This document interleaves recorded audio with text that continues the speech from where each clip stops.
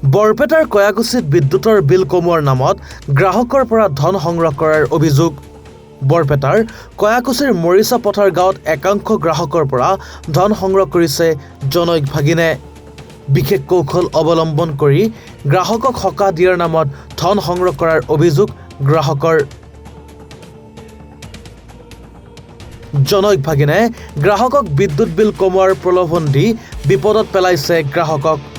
সৰ্থেবাৰী বৈদ্যুতিক উপসংমণ্ডলৰ অন্তৰ্গত মৰিচা পথাৰ গাঁৱৰ নুৰুল ইছলামৰ বিৰুদ্ধে ক্ষোভিত গাঁওবাসী নুৰুল ইছলামৰ ভাগিনে বিদ্যুতৰ বিল কমোৱাৰ নামত গ্ৰাহকৰ পৰা সংগ্ৰহ কৰে নগদ ধন।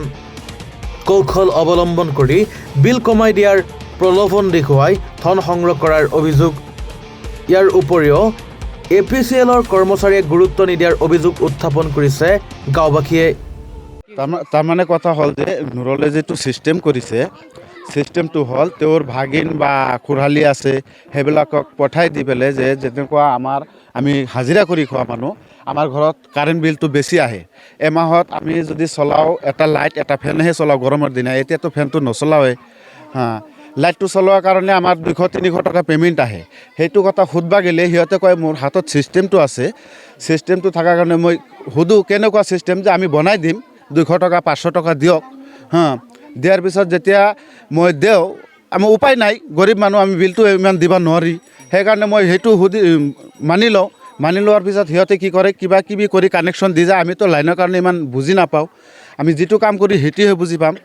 তে বুজি নাপোৱাৰ কাৰণে সিহঁতে লগাই থৈ যায়। আকৌ নেক্সট মোটামুটি 4-5 দিন পিছত অফিচাৰ লৈ আহি সিহঁতে ডাইৰেক্ট সোমাই যায় যে এইটো চাওক 2 নম্বৰী কৰি চলাই আছে, চলাই আছে বুলি কৈ তাৰ চাৰ কাটি একদম A to Z লৈ 20,000, 30,000, 10,000 টকা এনেকুৱা মানে খুজি থাকে, ডিমাণ্ড কৰে।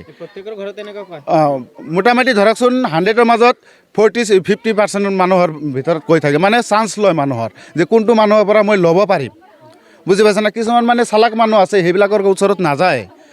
আমি দুখীয়া মানুহ, আমি কাম কৰি খোৱা মানুহ, আমিতো এইবিলাক বুজি নাপাওঁ কাৰেণ্টৰ বিষয়। সিহঁতে সেইটো চান্স লয়। লাইনটো বহুত দিন ধৰি বেয়া হৈ আছে। ট্ৰেন্সমিটাৰটো মোটামুটি আপোনাৰ 2-3 মাহমান হ'ল। আমি APDCLত কমপ্লেইন কৰিছিলোঁ, এতিয়াও অহা নাই। আৰু মেইন মিস্ত্ৰীক ফোন কৰিছিলোঁ, সিহঁতে ক'লা কি ঠিক কৰা যাব, এটা ফেজ বেয়া হৈছে, ঠিক কৰা যাব। আৰু নুৰলক মই ফোন কৰিলোঁ, আৰু আমাৰ ইয়াৰ যিটো মেইন ইনচাৰ্জ মমিনুল, তেওঁক মই ফোন কৰিলোঁ। সিহঁতে ক'লাক চেঞ্জ কৰিব লাগিব, তহঁতে কিবা কিবি উঠোৱা, প্ৰত্যেকটো ঘৰৰ পৰা, প্ৰত্যেকটো কনজিউমাৰৰ পৰা 300কৈ টকা উঠোৱা। আমাৰ মোটামুটি এটা ট্ৰেন্সমিটাৰত কনজিউমাৰ আছে 252 কনজিউমাৰ আছে। চবৰ পৰা 300 কৰি টকা উঠাব দিছে। কিছুমানে ধৰকচোন কাঠুৰীয়া মানুহ, কাঠৰ কাম কৰি খায়, সিহঁতে দিন যদি কাঠৰ কাম কৰে 200 টকা পায়, 300 টকাও পায়। সেইবুলি দুজন মানুহে মানে চলিব পাৰে। কিন্তু সিহঁতৰ পৰা যদি আমি পায়, অলপ অলপ পায়, নাই এনেধৰণৰ অসুবিধা হোৱা নাই, বেছি অসুবিধা হোৱা নাই। কিন্তু হাফ লাইনটো পাওঁ,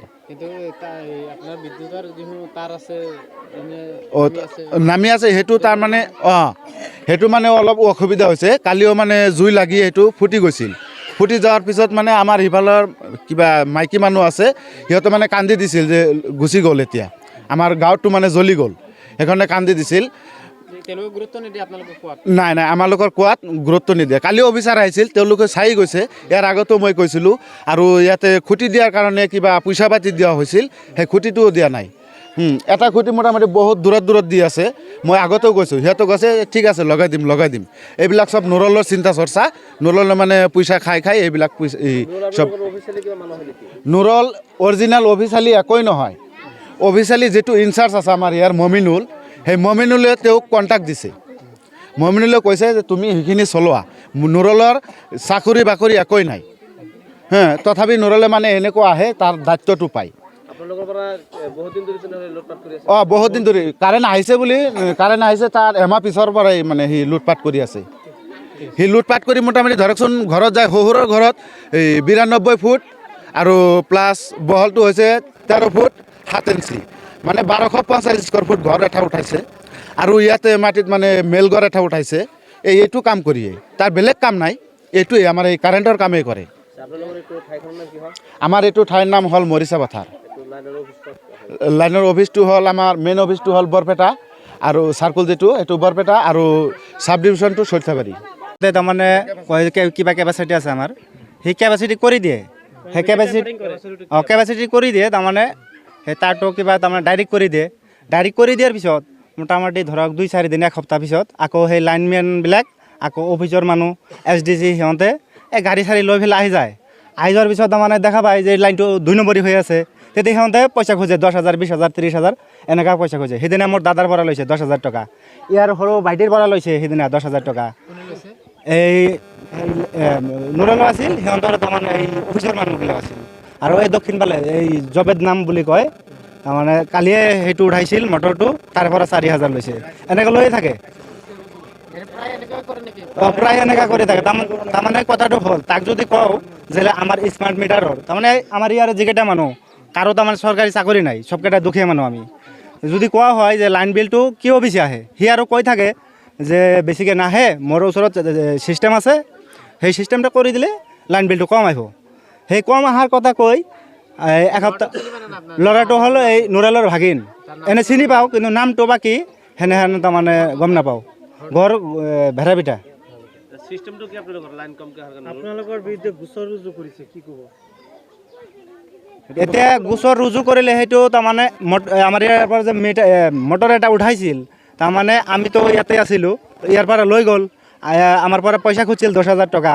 আমিতো 10,000 টকা ক'ৰ পৰা, দুখীয়া মানুহ, আমি 10,000 টকা একেলগে ঘৰতো থৈ নেদেওঁ, দিব নোৱাৰিলোঁ। যাৰ কাৰণে তাৰমানে ৰাইজে শুনা পালে, বজাৰতো মোটামুটি কম কৰি হ'লেও 1,000 মানুহ জমছিল তাতে যোৱাকালি এই সময়তে। সেই আমি ইয়াতে থাকাতেই তাৰমানে ৰাইজে মিলি মটৰকেইটা তাৰমানে ৰাখি দিছে, এই আপোনাৰ এই অফিচৰ সেই SDC সিহঁতৰ পৰা আৰু নুৰালৰ পৰা লৈ যাব দিয়া নাই। বৰপেটাৰ পৰা হাবিজুৰ খানৰ ৰিপৰ্ট, এনিভাৰত 24।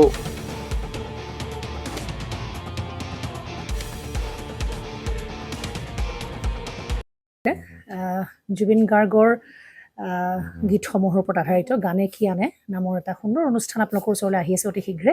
অহা 15 আগষ্টৰ পৰা ধেমাজিৰ পৰা প্ৰথম অডিশ্যন আৰম্ভ হ'ব, আৰু সেই অডিশ্যনৰ যোগেদি বিভিন্ন কণ্ঠশিল্পীসকলে যিসকলে এই অনুষ্ঠানত যোগদান কৰিব বিচাৰে, তেওঁলোকে এই অডিশ্যনৰ যোগেদি আগবাঢ়ি আহক। আৰু জুবিন গাৰ্গৰ বহুত ভাল লগা গান আমি সদায় শুনি আহোঁ, আৰু আপোনালোকৰ যদি ভাল লগা গান থাকে, জুবিন গাৰ্গৰ আপোনালোকে গাই ভাল পায়, তেন্তে অডিশ্যনত যোগদান কৰক। মোৰ ফালৰ পৰা আন্তৰিক শুভকামনা থাকিল এই সম্পূৰ্ণ অনুষ্ঠানটোলৈ। ধন্যবাদ।